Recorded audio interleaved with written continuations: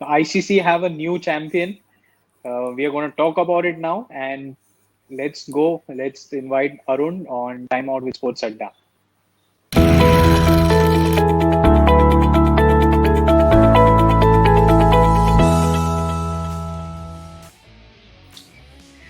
Hello, Arun, and ICC have a new champion. I'm sure you're very happy about it. First ever official World Test Champion. That is New Zealand. Who could have imagined it? Why nobody. When we did the preview before the Test match, I said I'm sitting on the fence on this one because it was too close. But happy that New Zealand won this.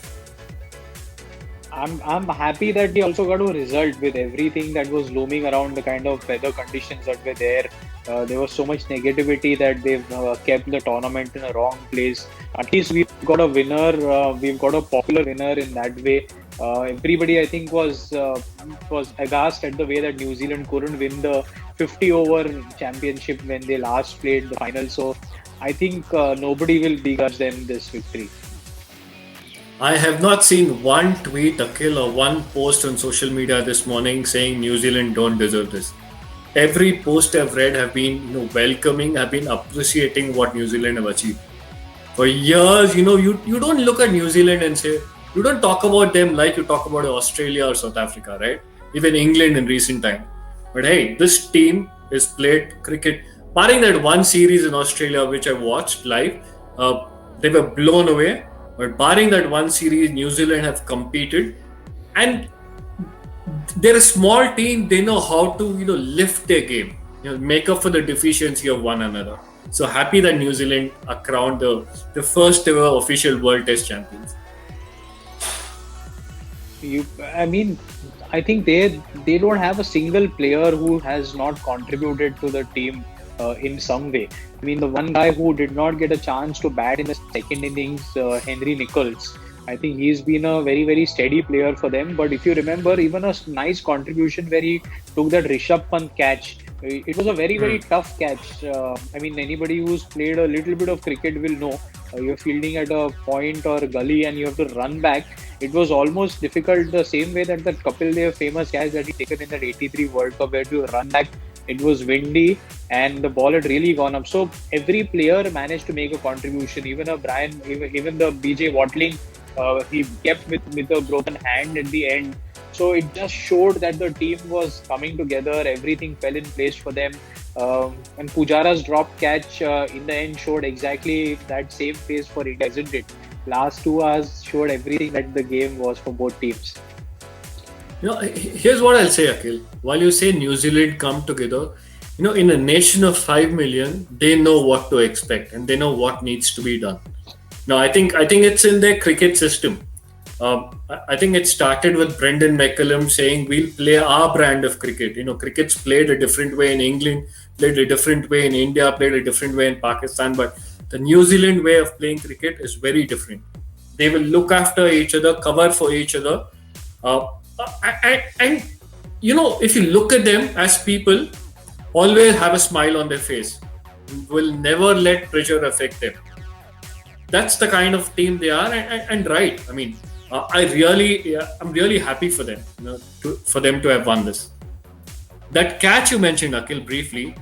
When the ball's going away from you, it's breezy. The ball is swirling. You don't know where it's landing. So that was a catch. That was a match-changing catch for me. Had that catch been put down, right? For all you know, the match would have ended in a draw, and we could have, you could have had Virat Kohli and Kane Williamson holding the trophy like this. Yeah, absolutely. That's why I've had that catch and I wanted to discuss that with you. So interesting phase again around like the World Test Championship cycle is around 2 years. The next cycle will start soon. New Zealand have a few players who might not be able to compete for the next 2 years and might not again get a chance to play another final. Watling is already retiring after this final. There are a few on the Indian side also. For them, this World Test Championship final was like a big thing because it was a ICC final. There will be changes for the Indian team also over the next 2 year cycle because 2 years is a long phase in international cricket. So, any interesting names, anything that you think might change in both the teams? I'm just going through the ages of the 22 players who played in that final that concluded yesterday. Ross Taylor's 37, so he's definitely not playing the next one, and New Zealand get there. PJ Watling is retired. Neil Wagner is 35. Again, for a fast bowler, I don't see him playing that in another couple of years. Colin de Grandhomme is 30, nearing 35. Ashwin for me is 34, getting to 35 shortly. So I don't. Rohit Sharma is 34. So I don't see any of these 6 cricketers making the next cycle. I'll go further down that list and look at. I don't know. Maybe I'm looking at a Ishant Sharma who's 32 only. But man, for a fast bowler to have played 100 Test matches and play for another 2 years, I don't see that happening again. So these are guys I don't see carrying on and making another final if they happen to qualify in 2 years. But fantastic advertisement for Test cricket. Fantastic advertisement for Test cricket. I mean, there are some reports that I'm reading where the Indian captain is saying he would have preferred to have a 3-match series to better judge who's going to win. But I mean, practicality, having 2 teams playing in a bubble for 15 days, it just wouldn't make sense at the current moment. This is a format that we had. Everybody knew what we are playing for. Maybe 2-3 months before the match is going to happen. So I don't think there is any call for justification of any changes required in the format right now. I mean, you play for what you get, right? Here's what I'm going to say, Akhil. Might be a little controversial, but I don't know what happened in that press conference. If it was a question asked or a Virat came out on his own. But I'm going to read this quote that's been published. Virat Kohli says, well, look, firstly, I am not in absolute agreement of deciding the best test side in the world over the course of one game, to be very honest. If it is a test series, it has to be a test of character over 3 tests. Which team has the ability to come back into the series or totally blow away the other team, blah, blah, blah. So, he also justified it can't be a pressure applied over 2 days of good cricket and you suddenly are not a good test set. I mean, this is bullshit, Akhil. I understand where Virat Kohli is coming from, but there's a place and time for everything. This statement for me was completely out of place. This is now sounding like sour grapes. Sorry to say this, but Virat Kohli had no business in mentioning this right now. India were blown away in New Zealand. What happened to those 2 test matches? So if you look at India v New Zealand as a 3 test series, New Zealand are 3, India are 0. That's it. You have absolutely no reason to sound like sour grapes now or taste like sour grapes. Yeah, I mean, I agree. I think Virat Kohli is a very proud. He looks like a very, very proud cricketer about the records, about his test records, wherever he plays as a team. His team plays, in fact. So I'm sure this is hurting them. I mean, it must be hurting all the boys who are in the Indian team because they all want to go and do exceedingly well in test cricket overseas conditions. But clearly there is something that they've not been able to crack. During pressure situations, the batting has not been able to stand up, and it's not that sudden changes are possible now. Obviously, they are there for a much longer duration. There is a very, very important series coming up against a bowling attack, which is equally formidable. If they're not going to be any easy goings against Anderson and Broad there in conditions which favor them, so they have to quickly find a solution, and they have to figure out batting, isn't it? Okay, you know what the conditions were. We've all seen it, right?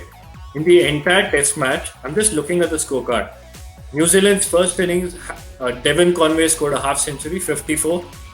In their second innings, obviously, Kane Williamson batted through to the finish line, 52 not out. Look at India's 2 innings, right, in the test match.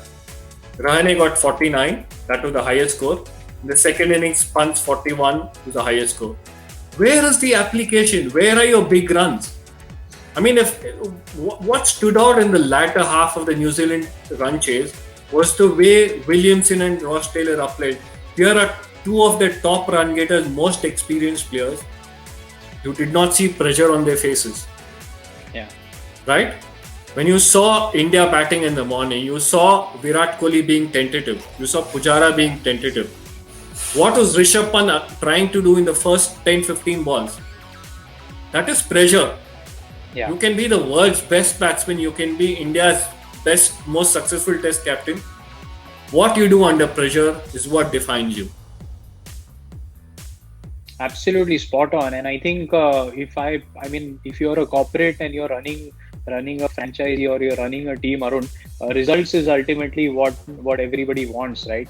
I mean, you might be pulling in the biggest sponsors, you might be reaching finals, but eventually every team will want to win those finals, convert those semi-finals into victories. And somewhere, Virat Kohli, a proud man, he is also going to be thinking, what is it that I require to start converting these semi-finals, final appearances into victories?